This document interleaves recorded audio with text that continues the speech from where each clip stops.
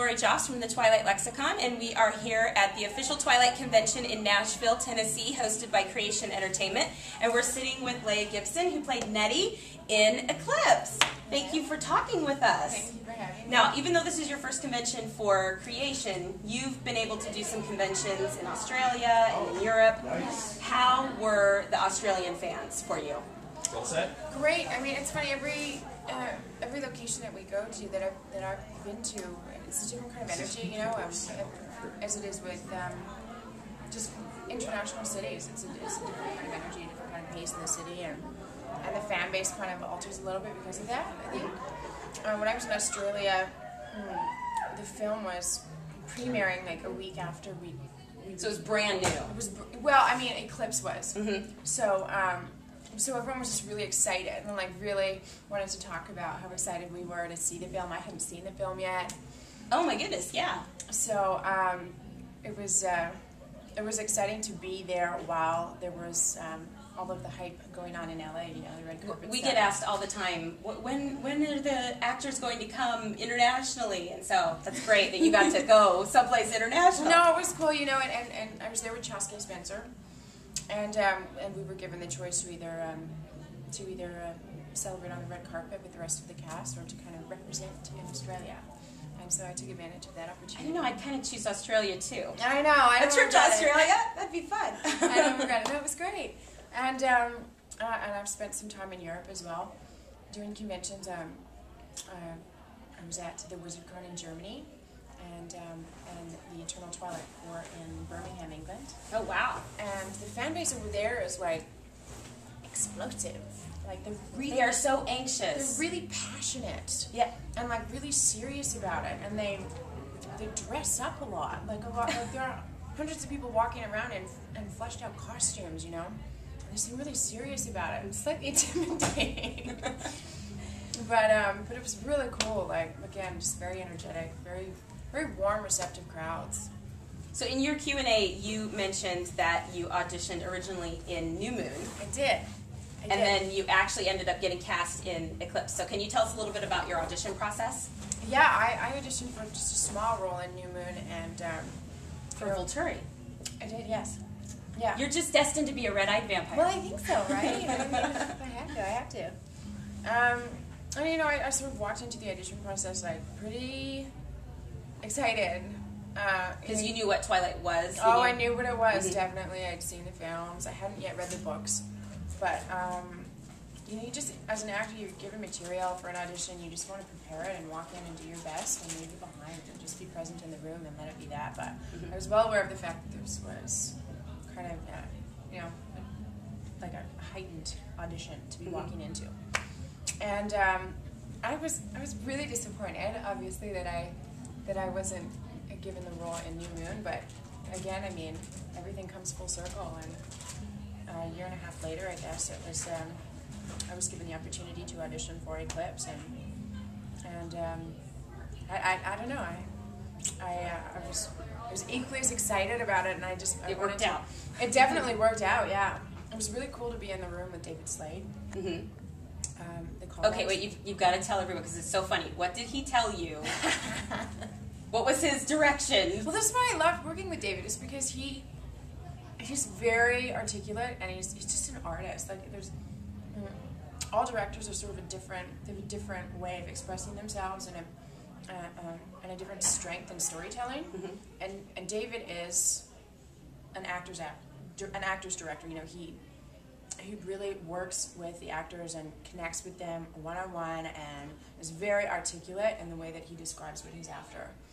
And he talks with his hands a lot and he uses metaphor and he's very energized. And in the room he said to me, okay, I just want you to imagine that there's a really delicious piece of candy in front of you and that your mouth is salivating and you just want to take a bite of this candy. And I thought, okay, I think I can, okay, I get it. Of course he was talking about Jasper in front of me. A delicious piece of candy. And there are millions of girls who think you can identify with that. Jackson Rathbone is like delicious, yes. Well, that's not too difficult of a stretch when he is who he is. I know, right? I know, and it's funny because I knew exactly who I was to be looking at in the audition room, right? So then when you actually got to play the scene out, were you thinking about that again? Oh yeah, yeah. Well, just kind of identifying with creature hunger and just something really tasty that you just want to take a bite out of. I kind of went there.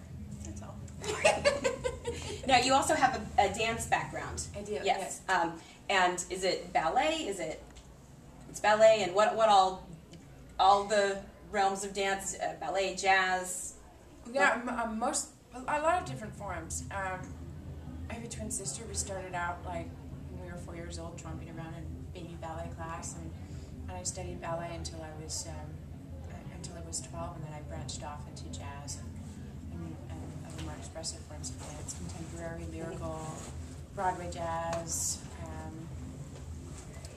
How do you think that your dance background has helped you as an actress in creating roles, or do you think a lot about the movement of a character because of that? Well, I found acting through dancing, and my first experience with storytelling was on stage through movement, right? I think there's a palpable difference you can feel as an audience member from a dancer who has beautiful technique, is very, very strong technically, and then a dancer maybe of equal merit who emotionally connects to the story that she's living and through movement, even though it's without words. Right. And it's always something that kind of excited me, and so yeah, from dancing I went into musical theater. So you also have a dance background. I do. In ballet and jazz. How has being a dancer helped you in developing characters as an actress? Well, dancing was my first experience, storytelling for a live audience. I was dancing when I was I was hopping around on stage when I was too young to be aware of bodies and bodies of people out there watching. I was not yet aware of the fact that I should be nervous. I started when I was 4, and I trained in ballet until I was about 12, and then branched off into other forms. And now it's something that I recognize how important it is to me, and how it's just given me such a wonderful awareness of body and movement, and when I'm not training full time in dancing, I'm still in yoga and doing what I can to exercise and open my body and align it and connect, and I think I just naturally employ all of that with my character work. Do you have any upcoming projects that you're working on? Yes. I've heard about a little film? Yeah, I'm working on a film. I'm just finishing it off. It's called Camera Shy. Camera Shy. I'm filming it in Vancouver right now, and it's a very different role for me, and it's a very different genre, and it's kind of a black comedy.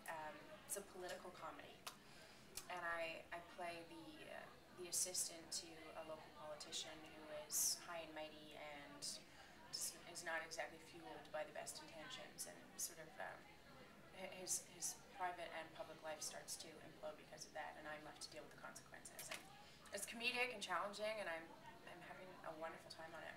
And do you know when it's set to be out? I would probably imagine around November. Yeah, and I also... It'll compete with another film coming out in November. Well, I don't know if it was that compete with this one, but I do have a role in the next Rise of the Apes, the prequel to Planet of the Apes. The Planet of the Apes. Oh, that's interesting. Yeah. Do you have anything else you want to say to the Twilight fans before we wrap up? Just thank you for your support and reception, and I'm just honored to be here and very grateful, so thank you. Well, thank you for talking with us. Thank you. Thank you so much. And that's all.